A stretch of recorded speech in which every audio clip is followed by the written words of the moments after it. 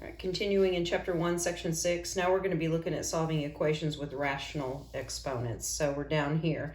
Before we can actually get to the process of solving an equation with rational exponents, we need to look at a few things first. So first of all, we need to look at formatting. If we have a number raised to the fractional exponent m divided by n, we could rewrite that as the nth root of a, all of that raised to the m power. And kind of pay attention to the root. Right here, this n represents the root when we say that, and then m is the exponent. So the denominator here in this fractional exponent becomes our root, and the numerator here becomes our power. I don't usually write it in this format, it's fine. I usually go straight to a rewrite from a raised to the m over n. It's equal to being written as in a radical format as the nth root, the denominator, of a raised to the m power. So the numerator becomes the exponent on the value of a. And we want to make sure that we know that m and n are positive integers and that exponent is in lowest terms. For example, if you had 4 raised to the, 12 over 8 power, 12 eighths reduces. You can divide a 4 out of 12 and a 4 out of 8. So really we should write it as 4 raised to the 3/2 power, because 4 divides into 12 3 times and 4 divides into 8 twice. So we just don't leave it in an unsimplified fractional exponent. We usually try and simplify the fractional exponent.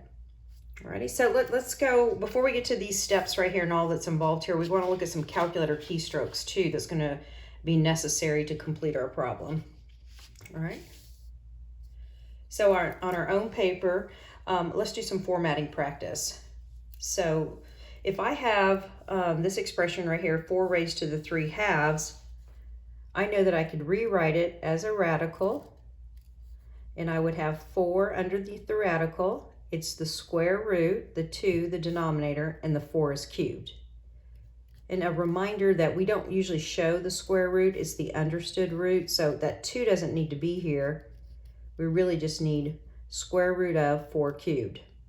Sometimes it's good to see so that you remember if you're going to go backwards and rewrite this radical with a rational exponent, it's good to see that the denominator of the exponent would be 2. All right, something for our work that's going to come up, and then also your homework is this. Can I leave my answer like this when I'm on my math lab and reporting an answer? Probably not. It's probably going to tell you your answer's wrong. So here's what you're going to want to do. The first thing is I would go to my calculator and I would find 4 cubed. So I'm going to type in 4, the raised to key, and the 3, and get 64. Then I'm going to put 64 underneath the square root. And then should I leave my answer like this? Well, only if I get a decimal. So the next thing I'm going to check and say is, am I done here? Well, I don't know. Let's see what square root of 64 is. If it's a nice number, which is going to be 8, then we know we need to simplify to 8. If we get an ugly decimal on the calculator, then I would stop here and say that's my answer. So just to remind you about the square root key, it's right here above the x squared key in blue. So you'd want to hit second, x squared, calls up your square root key, 64, close your parentheses, 8. So in that case, because I do have a nice number, I would put my answer in my homework as 8. Let's do another one. Okay, what if we were looking at 8 raised to the 4/3 power? Okay, if I want my answer as a radical, then I would change this to the cube root, 3 is the denominator, so it becomes a cube root of 8 to the 4th. Equals, okay, so I'm going to keep the cube root. I'm trying to see if this will simplify to a nice number. If it doesn't, then I'll leave my answer as the cube root of whatever 8 to the 4 is. So now let's go to a calculator, do 8 to the 4th. Probably going to be large. 4,096. All right, should I stop there? Should I enter that into, my homework on my math lab? Well, it just depends. Okay, let's take it one more step. Now I want to find the cube root of 4,096. If it's a nice number, then I'll write that, and that's my answer. If it's an ugly decimal, then this is the answer that I would type into my math lab using the template that allows me to do so. All right, cube root. Well, it's not the square root. Look above the square root key. You'll see the caret key here, but in blue, it's a different root instead of square root. So hit the second key and the caret key here. All right, and it tells us that we want to find the cube root of 4,096. But I need to put a 3 in. You know what? I think I have to put the 3 in first. I usually use a different calculator. My apologies. We want to find the cube root, so I'm going to put the 3, and then I'm going to hit the second and the caret key, and then I'm going to put in 4,096. And then I'll press enter. Oh, it is a nice number. I could double check that. I could multiply 16 times itself 3 times, because that's what that means. And yes, I do get 4,096.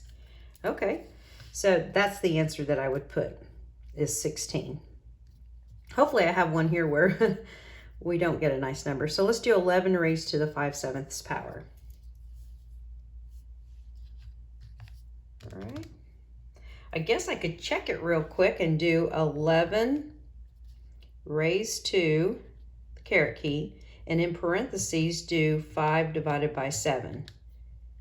This would be a quick check to see if I need to, if I can stop or if I need to continue going. So let's see what this answer is, just real quick by inspection. Oh, that's going to be ugly. That means I won't get a nice number, that I'll have to stop somewhere kind of right here when I convert this to from a rational exponent to a radical. All right, so now we know what we're going to be getting. All right, how do I rewrite this as a radical? Well, it's the 7th root of 11 to the 5th. Okay, so I'm going to write it as the 7th root, and I'm going to come in here and find out what 11 raised to the 5th power is. Ooh, 161,051. Should I stop there? Yes, because we already know we're going to get a decimal, but let's just verify. So what's the 7th root of this large number? So I'm going to press 7 first, second caret key, type in 161,051, press enter. It's that same ugly decimal, so that tells me I do not want to record this decimal answer because my math lab's going to want an exact answer. So this would be the answer right here that you would record. And this one's here, and this one's here. So I just wanted to kind of get that out of the way so that when we do get to solving the problems, that'll go a little bit more quickly. Before I move on, I want to go back up here to each of these two that we already did and remind you too that you could check them from the beginning to see if you're going to get a decimal or a nice number by just simply entering 4 in this problem, raised to, don't forget parentheses around your fractional exponent, 3/2 power. And that's what we got by doing this long process of a rewrite here. So, and then 8 raised to the 4/3. This is 16. A reminder, scientific calculators only. I can't see what you're doing if you're using an 84, a TI-84, but those won't be allowed on the exams. All right. Okay, let's come back over here because we just had to practice these keystrokes, etc. when we get to that in our problem. All right. It says to solve equations of the form. Now notice we don't have a numerical base here like we just did in our practice problems. We have a variable x is raised to the m divided by n power. So if we can isolate this term and it's equal to a number over here, k is a number. I know, too many letters. We're going to isolate the expression that has the rational exponent on it. Then we're going to raise both sides of the equation to the n over m power, the reciprocal power of what we see on the term. But we have to pay attention to the fact we might get multiple answers. We might get 2 answers, 2 solutions. It says in the original problem, if m, the numerator, is even, we will have 2 solutions. And we'll know that, or we'll document that by putting a plus minus in front of the right-hand side of the equation. If m is odd, then we only have 1 solution. So it's important from the beginning of the problem to notice what your numerator is, if it's even or odd. And kind of think about what we did when we were bringing in a square root. When we had an even power and we brought in a square root, we always would bring out the absolute value around our quantity, and that allows us to have plus minus. And then we always want to check our proposed solutions in the original equations. Most times they'll all work, unlike the radical equations, which are the ones that you really want to double check. Okay, whew, I know that was a lot of background, but hopefully it'll make the problems go more quickly. All right, so here are examples.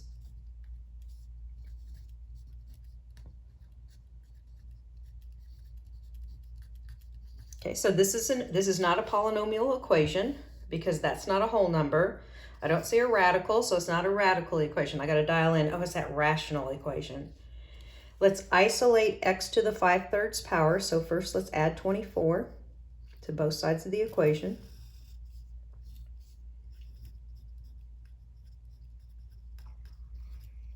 I still need to isolate x to the 5/3 power. Let's divide out this coefficient of 8. I'm going to skip a line here.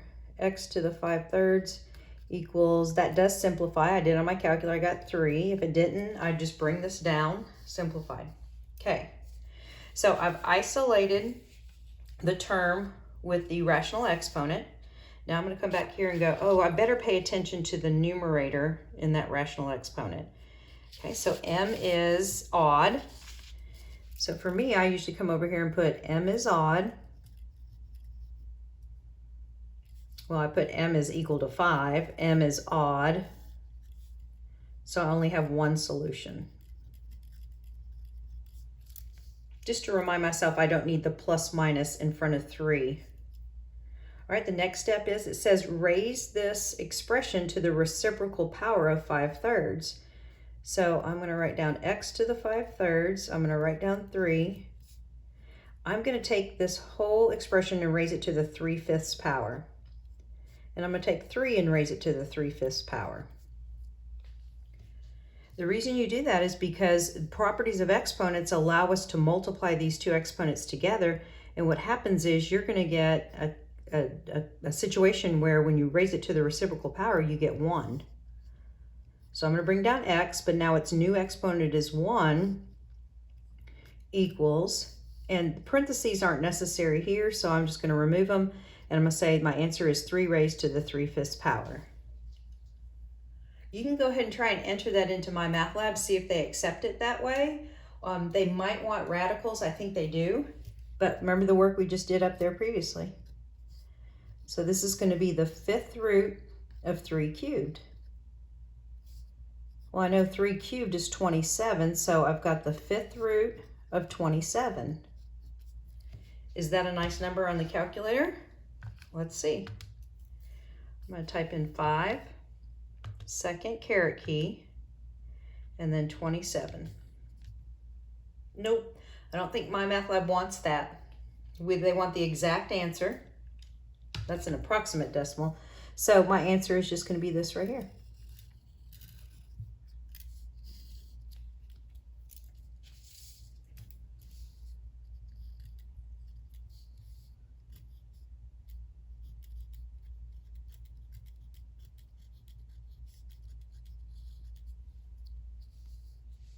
I'm going to isolate the term with the rational exponent. So let's add 77 to the other side.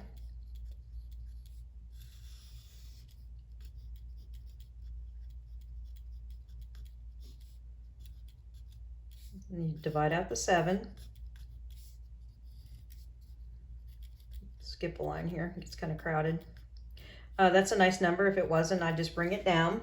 Okay, stop right here. Look at your numerator. M is equal to 5. Numerator on your rational exponent.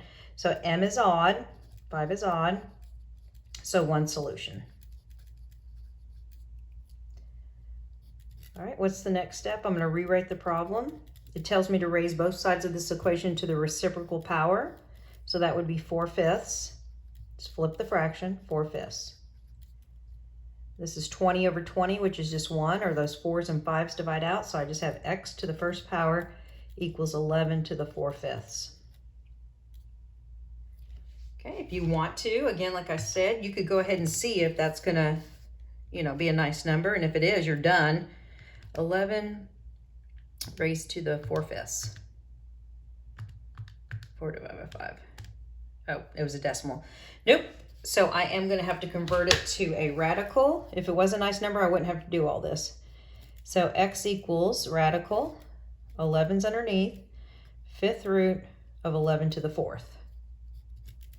So, and I've tried it. My math lab doesn't want 11 to the 4th. They want you to go ahead and work out 11 to the 4th. So nope, no problem. Got a calculator. Take 11 to the 4th power. So whatever that is, that would be the number you'd want to enter. So that's our final answer. Okay. Couple more with something just a little bit different and interesting on them.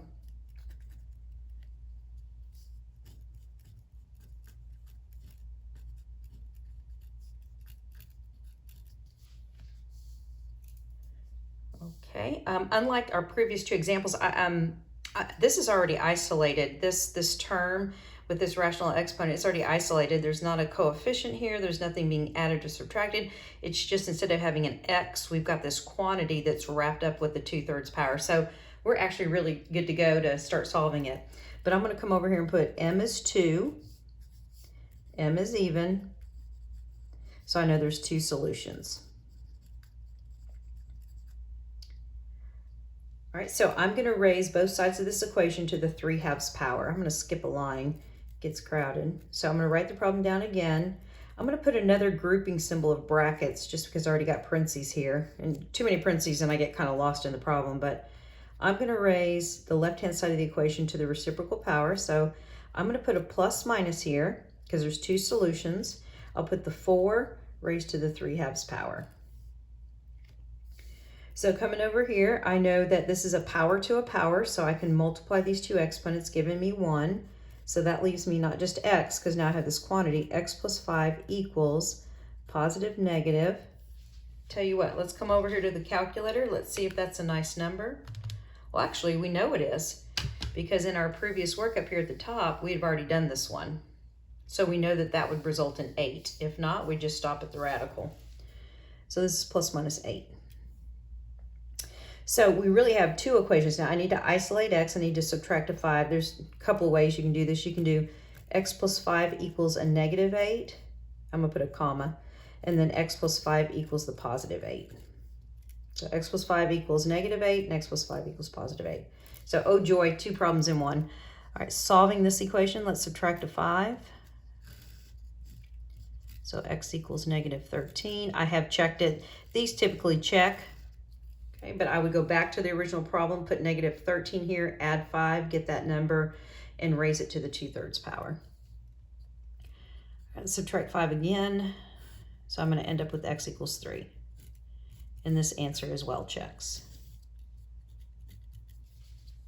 All right. And one more with rational exponents.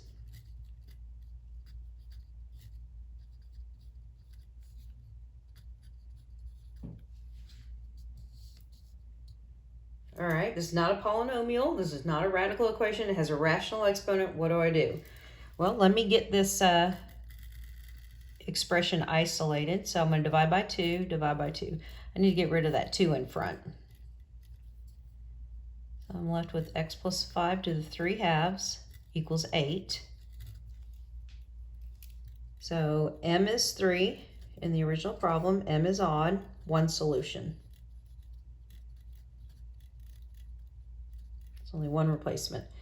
I'm going to raise both sides of this equation to the 2/3 power. I'm going to skip a line. It gets crowded. All right, so the original problem is this. I'm going to put a bracket here and here, raise it to the 2/3, and raise 8 to the 2/3. These will cancel. I'm left with x plus 5 equals... All right, let's just check to see if we have to convert that to a radical or if it's a nice number. I think it is. Yep, it's 4. If it wasn't, I'd just bring down the radical. So there's one solution, right? So I don't need the plus minus. Okay, and then I'm going to subtract a 5. Subtract a 5. So x equals -1. And you can check that back in the original problem, and it does work.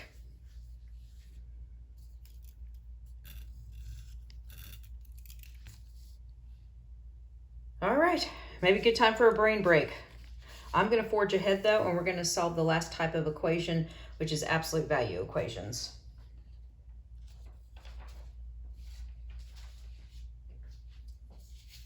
All right, go back to our handout that tells us the step-by-step process for solving absolute value equations. So again, isolate the absolute value on one side of the equal sign.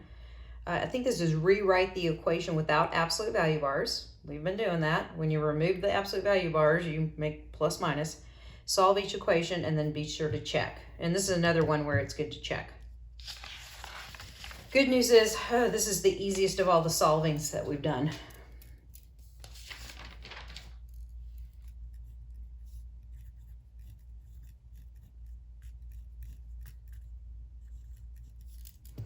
All right, I don't like that 3, it's too far away. That should be implied multiplication. So in this problem, we've got 3 times the absolute value of 2x minus 1 equals 21. All right, going back to the steps, this is isolate the absolute value. It's not isolated. We have a multiplication of 3, so let's divide that 3 out to both sides of the equation. Still have absolute value, and this is equal to 7. The absolute value is always a positive number, so this is okay. So what do I do next? It said rewrite the equation without absolute value bars. So we know when we remove the absolute value bars, because of our previous work, that we have to make an adjustment here to positive -7. All right, so let's split this up into 2 equations. We've got 2x minus 1 equals the -7, and then we've got 2x minus 1 equals the +7. And all we have to do is just solve each of these.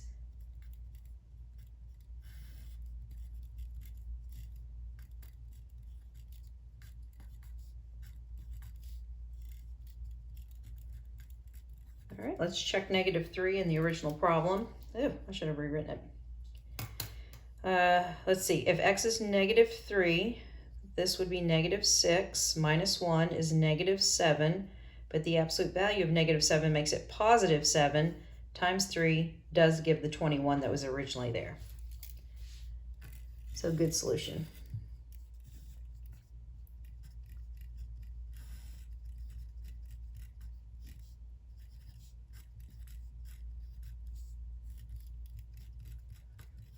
All right, let's check 4.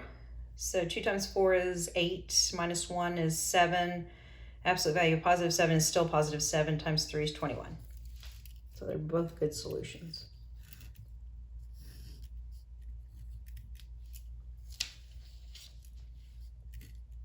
And if that's enough of an example for you, just work on this problem, stop the video, work on this problem, come back and check it. All right, the absolute value of 2x minus 3 is equal to +11. Well, yeah, absolute value means I have a positive number, so we're good there. The absolute value is already isolated. Let's remove the absolute value. Can't just remove it and drop it and it goes away. You got to do something else to adjust. Positive -11, and then we'll proceed the way we did here. That's a comma. Coming back here, add a 3 to both sides.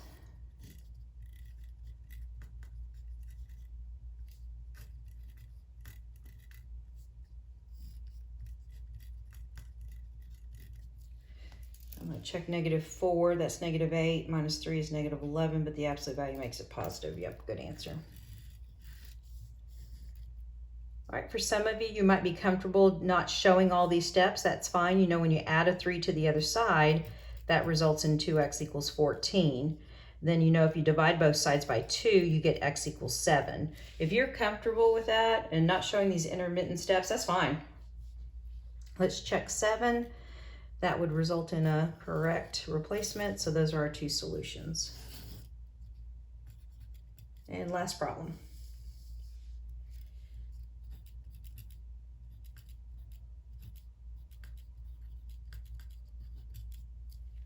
All right, this is the absolute value of x plus 1 plus 6 equals 2. Let's isolate the absolute value, so we've got to subtract the 6 to the other side.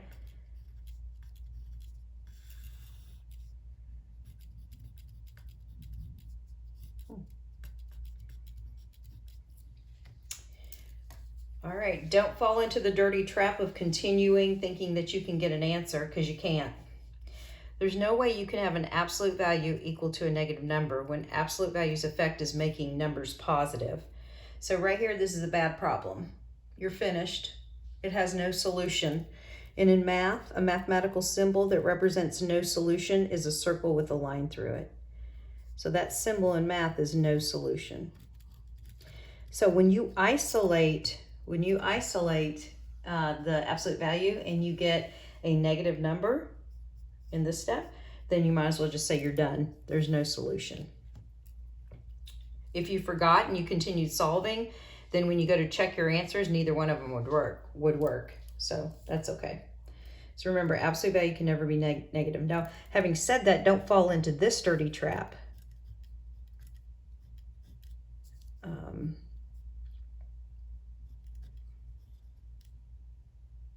Let me write this down. This is what I mean to write. Okay, look at this problem. Absolute value of x plus 1 minus 6 equals negative 2. Don't just think right here because you see negative 2, there's not an answer. It's not until you isolate the absolute value. So the first step would have to be to add a 6. And in that case, you're going to end up with a positive 4 over here, and you can proceed as in the problem in problems 1 and 2. So just be careful. Remember, it's not until you isolate the absolute value and you get that negative that you can bail out of the problem.